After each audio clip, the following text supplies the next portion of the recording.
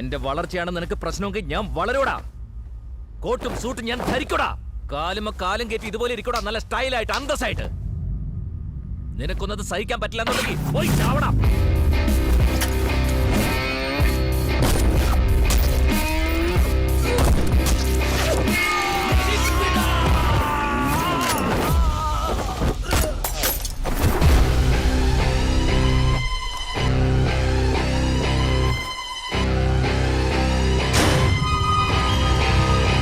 Superstar, larger than life, demigod. For his fans, Rajnikanth is unrivaled. Their love for him goes beyond reason, and he is capable of evoking a kaleidoscopic range of emotions.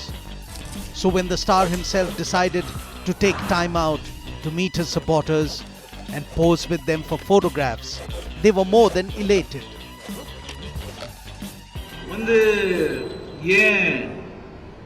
நான் உங்களால என்ன வாழ வைக்கும் தெய்வங்கள் நீங்க. என்ன வாழ வச்சீங்க, நான் நல்லா இருக்கேன். என்ன வாழ வச்ச தெய்வங்கள் நல்லா இருக்க கூடாதா? என்ன மாதிரி அவங்க நல்லா இருக்க கூடாதா? அப்படி நினைக்கிறதுல என்ன தப்பு இருக்குன்னு சொல்லி எனக்கு தெரியல. கெட்டு போயிருக்கு, ஜனநாயகமே கெட்டு போயிருக்கு. அரசியல் பத்தி, ஜனநாயக பத்தி மக்களின் மன ஓட்டமே சேஞ்ச் ஆயிருக்கு. சிஸ்டமை சேஞ்ச் பண்ணணும். ஜனங்களுடைய மன ரீதியை வச்சு சிந்தனை ஓட்டத்தை சேஞ்ச் பண்ணணும். ஒரு மாற்றத்தை உண்டாக்கணும். அப்போதான் நாடு உருப்படும். அது எல்லாரும் சேர்ந்து பண்ண வேண்டியது.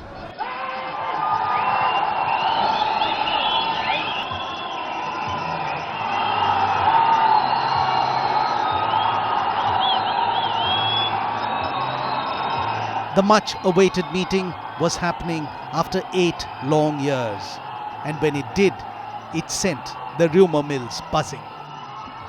This meeting that Rajnikanth had with his fans at Raghavendra Kalyana Mandapam was obviously very different from the kind of meetings he had with the fans before, because I have covered when he had had a meeting 8 years back. There were some hints, but not this strong. This time he has given a very strong political hint about his entry into politics. This time he has given a very strong hint about his political entry, and fans are indeed extremely excited and happy. On screen, he is faster than a speeding bullet. He can jump atop and from the highest of buildings. His death-defying stunts defy all logic. But his cigarette flip and his sunglass swirl, they break the records at the box office. Our person of interest this week, Rajnikanth, in real life never denies who he is, because that is his persona, being himself. அவ்வளவுதான். அந்த ஆண்டவன்ல நான் ஒரு கருவி. அந்த ஆண்டவன் பயன்படுத்திட்டு இருக்கான். இப்போ நடிகனா பயன்படுத்திட்டு இருக்கான், நடிகனா நடிச்சிட்டு இருக்கேன். நாளைக்கு என்னமா பயன்படுத்துறானோ. The actor continues to maintain ambiguity over whether he will join politics. But even before his definitive answer, politicking over the issue has begun. As far as the BJP is concerned, it believes that if Rajni joins the BJP or at least supports the BJP, it will lead to at least a 12 to 15% increase in their vote share from the present minuscule, measly 2.8% that the BJP has in Tamil Nadu, at least as far as the 2016 assembly elections went. So that would definitely help the BJP. But again, the flip side is going with the BJP also presents its own set of problems, because the BJP in Tamil Nadu is still seen as a cowbelt, as a Hindi heartland party, and Tamil Nadu with its Dravidian mindset, the history of an anti-Hindi agitation may not really warm up to the BJP as it has done to the two Dravidian parties in the last 40 to 50 years in Tamil Nadu. So that's going to be critical, and that will also play a part in which way Rajnikanth goes should he decide to take the political plunge. The mere possibility of Rajnikanth's entry into politics has stirred passions. While his fans are elated, there are others who have suddenly found fault with the man idolized across the state.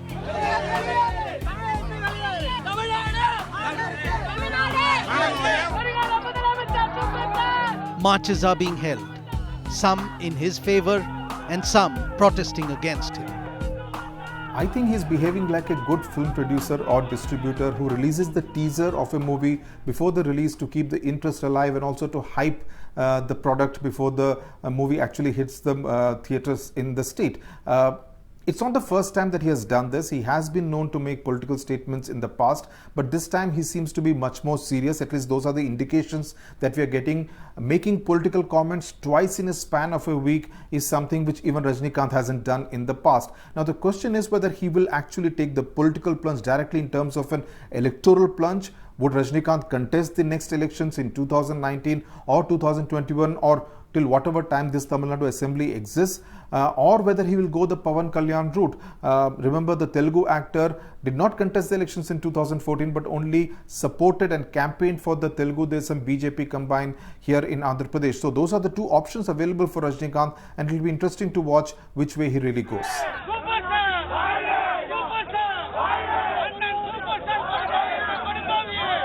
People are excited, they just want to know what's going to happen. But they will definitely vote only if they realize that Rajni is very serious about it and he's able to keep the flock together and the kind of party he is going to associate himself with.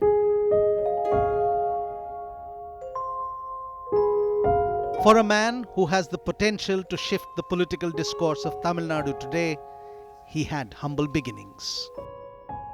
Shivaji Rao Gaikwad was born on 12th of December 1950 in a Marathi family settled in Bangalore.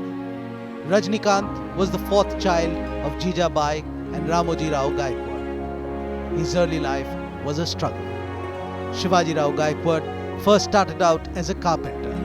He then became a porter and finally landed a job at the Bangalore Transport Service as bus conductor. But soon the big screen came calling. So Shivaji Rao Gaikwad boarded a train for Madras and began his journey to become Thalaiva. He started out playing small roles, always the villain.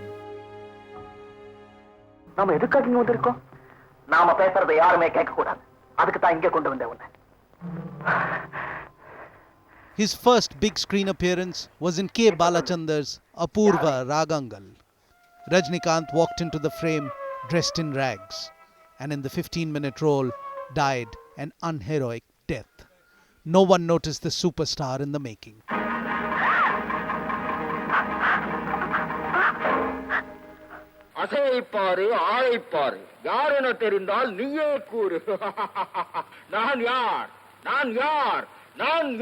His first big break as a full-fledged hero was in 1980 with Billa, a remake of Amitabh Bachchan's Dawn.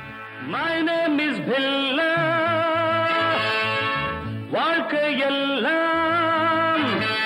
My name is Billa.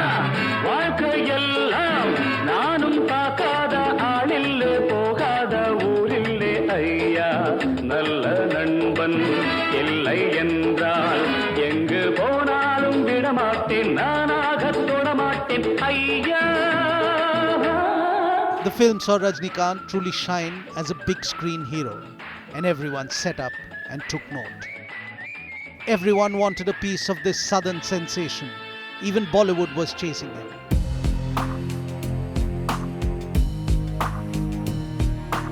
"1983 saw him star with Amitabh Bachchan in Andha Kanoon, followed by Giraftar and Hum. It was not just Collywood and B-Town for Thalaiva. He also had a brief tryst with Hollywood in 1988 when Rajni featured in Bloodstone. If we don't make it on time, we get our bloody money back. Money, money, money. That's all people talk about. Whatever happened to love? He played a taxi driver with a cigarette in his hand, fleecing customers with a lamb. The superstar had arrived. You were on the wrong side of the law? The law has been on the wrong side of me. As a kid, I have grown up watching Rajnikanth's movie. He's such a brilliant performer, but unfortunately, I think over the time he had to come under the circle of being a commercial hero. So I have admired his work all through my life. Since a child, I was a real fan of Rajnikanth. So obviously, when you become a journalist and you have the opportunity to chase this star and get questions, make him answer your questions and be so close to him, it definitely gives a very different kind of feelings. If you ask me, am I a starstruck journalist? Yeah, I am a starstruck journalist, but I also try to ensure that there is a balance and I maintain that neutrality. I have to ask tough questions.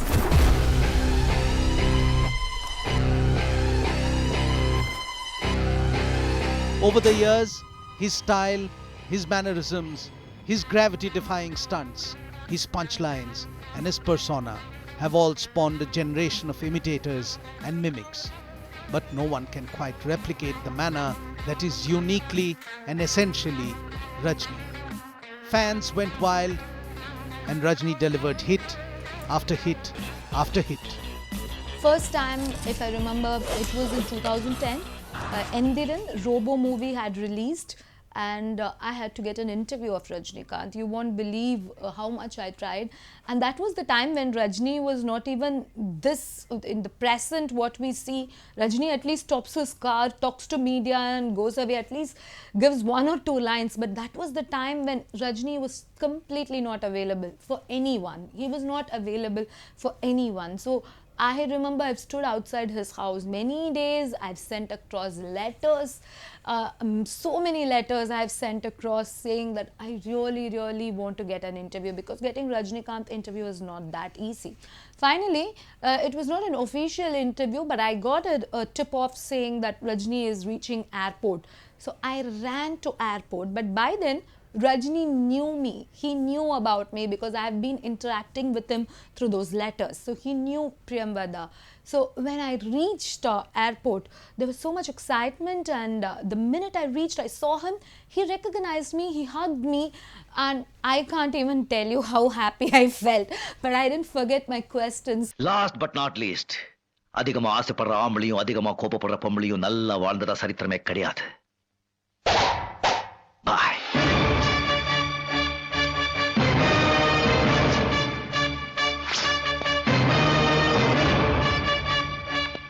The history of Tamil politics records many a moment when the boundary between real and real life merge.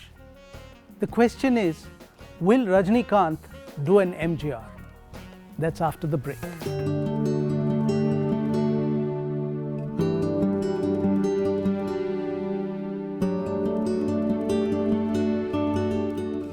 Through the years, Rajnikanth has transformed himself from an actor who picked up nuanced, sensitive roles in the 1970s to the producer's dream.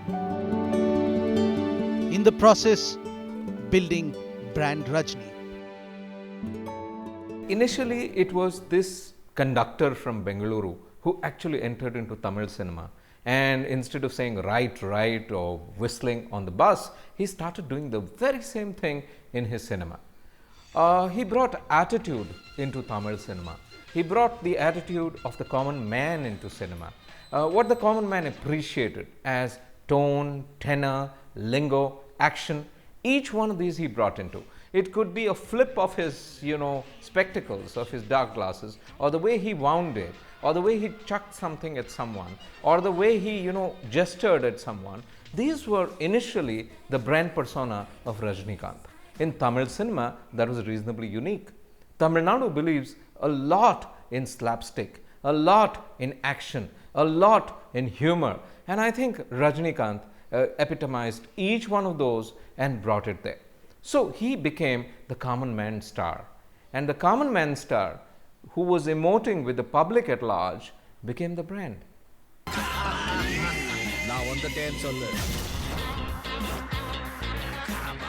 The brand grew larger, soon moving beyond the 70mm film.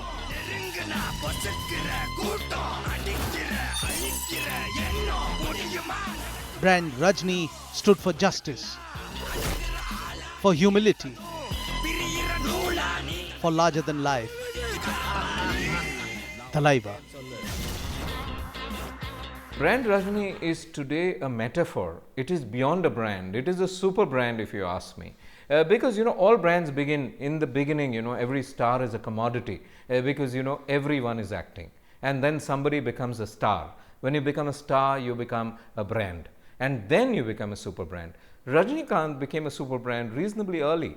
With his films clicking with the masses, with his tone, tenor, decibel and action, emoting with the people in a distinctive manner, with his common man image being deepened and deepened, people tended to say that he's my kind of a star. He's the boy next door. He's the, guy who I could emote with rather than a star who sits on top of a pedestal. So there were two movements going on in India at that point of time. At one end, there was Amitabh Bachchan rising and becoming the star he was, and at another, in South India, in Tamil Nadu, there was Rajnikanth rising. So Rajni rising was all about the common man rising, whereas Amitabh Bachchan was possibly a different persona, and he was a persona who was a top-down persona, whereas Rajni was a bottom-up persona. In 1996, Rajni lent his support to Karunanidhi and the DMK, leading to a thumping victory, leading political pundits to point out Rajni's massive fan base as a major influencer. The magic, however, didn't last. DMK lost the next elections despite Rajni's presence. Rumours of the Thalaiva joining political ranks rose up again in 2014 when Narendra Modi, yet to be voted in as Prime Minister, visited the superstar for his endorsement. And then once again in May 2017. This is a question which has kept everybody on tenterhooks. I'm told that there is a fair bit of tentativeness in Tamil Nadu. The fans want him there. The political parties are scared out of their wits, and they're really hoping that he joins one of their parties.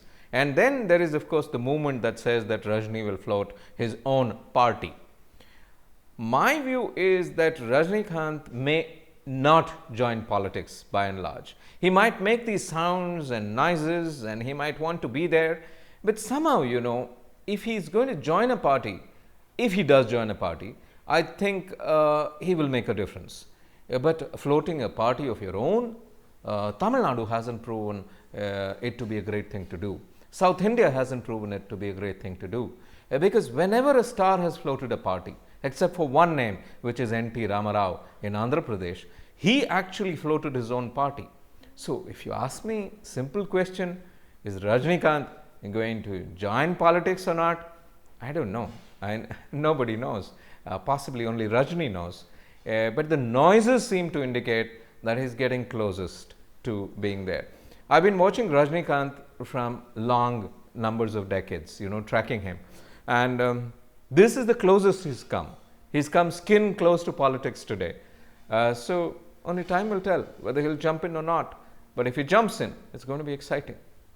Well, your guess is as good as mine, but I see far too many minuses than pluses should Rajnikanth decide to enter the cesspool of Indian politics. Let's first look at the positives. He has a clean image, he is non-controversial, he's seen as a simple, down-to-earth, humble person, he isn't seen as a caste person, and his support group cuts across religious, caste, creed, community lines across Tamil Nadu. So those are going to be the big pluses in Rajnikanth's favor. But then there are too many minuses. One, his health at 66 remains a matter of concern. He has been hospitalized in the recent past, and that will worry at least his family members and close associates whether he can really take the stress and strain and the rough and tumble of Tamil Nadu politics. Two, MGR and NTR are the two people who people say Rajnikanth should possibly emulate and walk in the footsteps of. But MGR and NTR, remember, operated in the 70s and the 80s, and 2017 is a very different ball game. With every mention of Rajnikanth joining politics, there is the inevitable comparison with MGR. But with MGR, there was also the issue that MGR understood the power of cinema and how to use it in politics. His entire fan base, how he motivated them to also vote for him. The question is is Rajnikanth in the same mold as MGR? The history of Tamil Nadu politics has been a history of superstar, super politicians. From two-time Chief Minister MGR to five-time Chief Minister Karunanidhi to four-time Chief Minister Jayalalitha. With their superstardom and demigod-like control over the masses, Jayalalitha, MGR and Karunanidhi's transition to politics was seamless. With over 135 movies under his belt, MGR was no ordinary matinee idol. As he continued to mount the hardships of the common man on the silver screen, emerging on top of anything that life sent his way, his popularity soon catapulted into superstardom, and he became a beloved politician. There's a lot of comparison made between Rajnikanth and M.G. Ramachandran. Of course, both of them probably have the same kind of popularity. When MGR decided to enter politics, it was quite early he was quite young by then, number one. And number two, he had really worked for a long time in DK, then in DMK. He was an MLA, then he was a treasurer.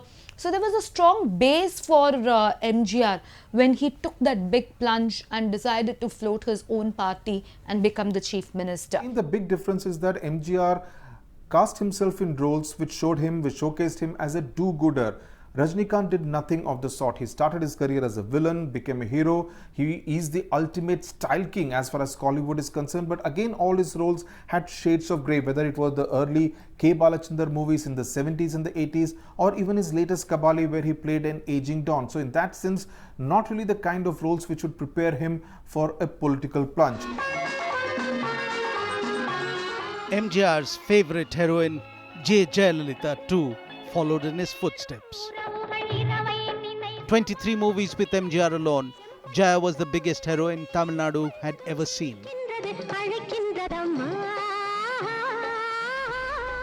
It was no surprise then that when Jaya took the political plunge, the masses' reverence transitioned from love for a popular heroine to respect for Talaivi Amma, a demigoddess who alone understood their pain and who alone could be their savior. On the other side of the political spectrum too, DMK patriarch Karunanidhi brought a superstar's popularity to the political arena. A well-loved screenwriter, Karunanidhi's oratory skills and wit won him a million hearts. You know, in the South, cinema is within the DNA of the South Indian. I mean, you know, if you look at Tamil Nadu, Karnataka, Kerala, Andhra Pradesh, Telangana, I would even go into Goa, okay? If you really look at these several states, cinema is in the DNA of the individual out there. Cinema is about a common man's escape. It's all about food, clothing, shelter and cinema, you know. So if you really look at it, I think cinema is a part of the DNA. And Tamil Nadu breathes cinema, eats cinema, lives cinema, thrives cinema, votes cinema, as we have seen. So if you look at it, I think cinema is a part of the psyche of the South Indian. We tend to emote with cinema so much. We tend to live like our cinema icons live. And it's a big escape.